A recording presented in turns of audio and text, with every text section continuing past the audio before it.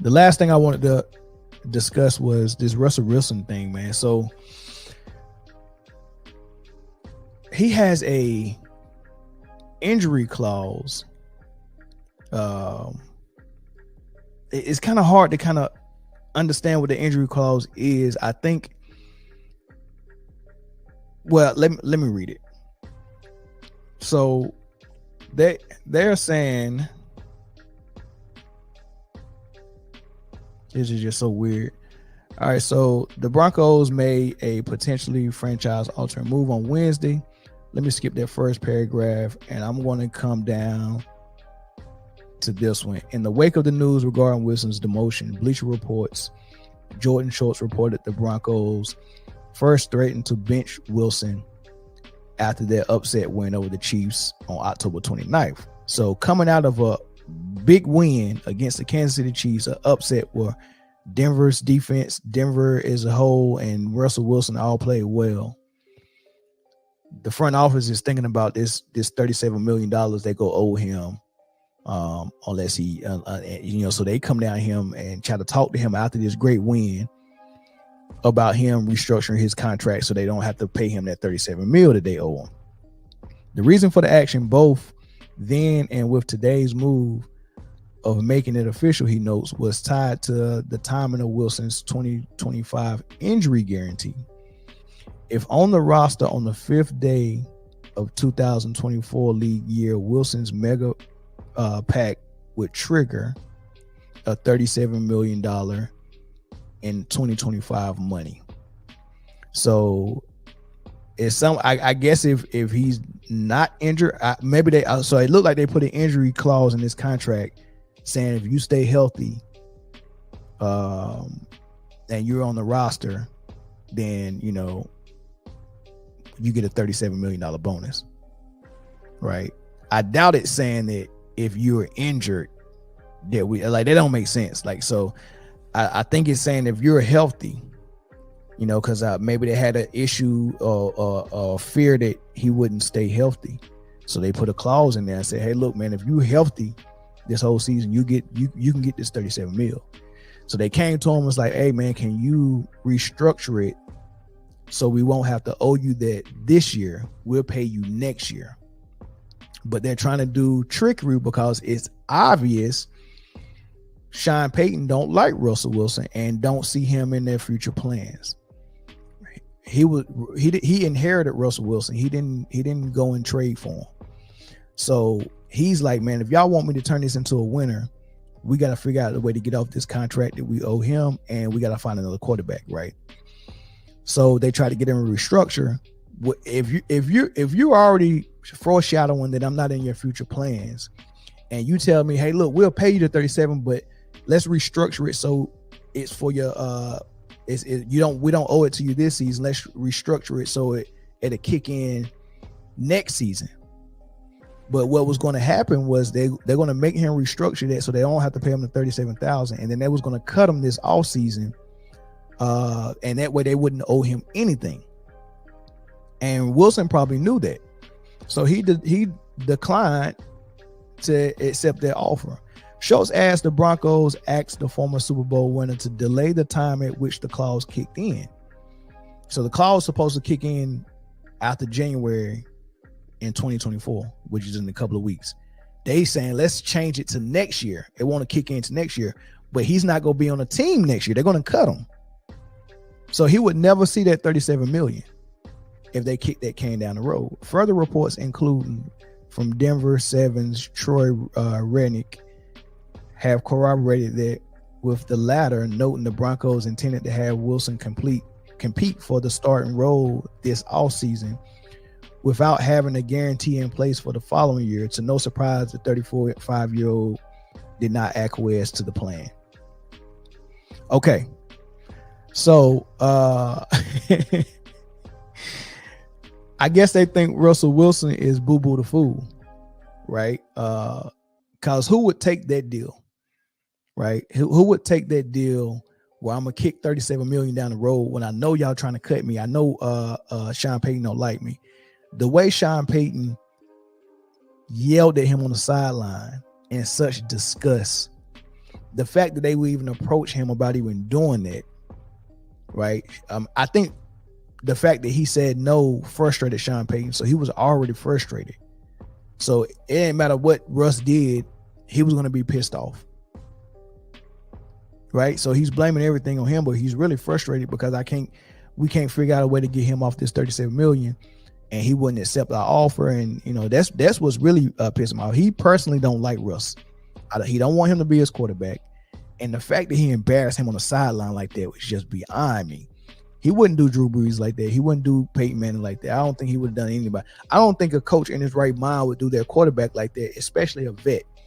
This sounds like something you do to a rookie or a second-year player who's still learning, who's making the same mistakes over and over again, not a decorated MVP-type quarterback who's won Super Bowls and Super Bowl MVPs, who's been in multiple Super Bowls, who's 35 years old and who's a vet. And on top of that, someone who don't even have the personality. Like Russ ain't even never yelled at nobody. Right? So that ain't even his personality. So I know if you're trying to get through to him for something, he's a stand-up guy where you could have came to him and said whatever you was mad at him about, whether I don't know if they called the play and Russ changed the play in the huddle. I don't know if Russ came to the sideline and asked him, why didn't you challenge that last play? I think we was in the end zone, right? But whatever the case may be, if you was pissed off and you wanted to get a message to him, you could have got that message to him without that. He's not even on that type of time. And the fact that he just stood there and didn't retaliate and he just let him embarrass him and talk to him like that. And all he did was just look. He didn't say, all right, yes, coach. His facial expression didn't change. He looked there like a kid and just let him do it and just stood there. Right? That's the type of dude he is. That's the type of Christianity I don't want to be a part of. The type where you gotta let somebody do you like that. Nah. I like the one where they say, try Jesus, don't try me. But you can try Russell Wilson and you can try him in public. You can even try him on your music. I mean, Future done talked about his wife in his music. You can try him in any type of way, it seems like. So you didn't have to do that to Russ. You didn't have to do that. You didn't like that, man. Here's Russ talking about it. It's been a process, just that he was going to go with number two. I was going to become number two. There's been a lot of attention about the contract situation. Did they approach you or your agent in October regarding adjusting the contract, Russell? Yeah. Yeah, what can you say about that? We beat the Chiefs. They came up to me during the bye week and beginning of the bye week on Monday or Tuesday, and they told me that if I didn't change my contract, my injury guaranteed, that I'd be I'd be benched for the rest of the year. And I think we had 9 games left or so. I was definitely disappointed about it, and it was a process throughout the whole week, for a whole bye week, and. We just came off beating the Chiefs, played a pretty good game against the Chiefs. We just came off of that. So I was excited, obviously, for us fighting for the playoffs and get on a hot streak. And, and then NFLPA and NFL got involved or whatever, I think, but at some point. But I think, for me, I came here to play here, to win. I knew it was going to be a process I signed a 7-year deal to, for us to go and play hard. And that's my goal every time I step into the white lines is give everything I have. I want to be here. I want to play here. I want to be able to win here. I want to win championships here. I want to give my all every week, no matter what the circumstances are, no matter what the score is.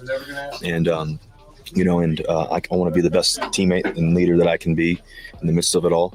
And so, that's why I was out here at practice every day and, I told Jared I'll help him and lead and do whatever it takes and keep the guys going and try to lead the right way. That's all I know. I don't know anything else. I think winning is a habit, mentality wise, focus wise, and the approach. No matter if you're the 1, if you're the 2, no matter what, should never change. And I love this game. I love this team, and I love the teammates that I got to.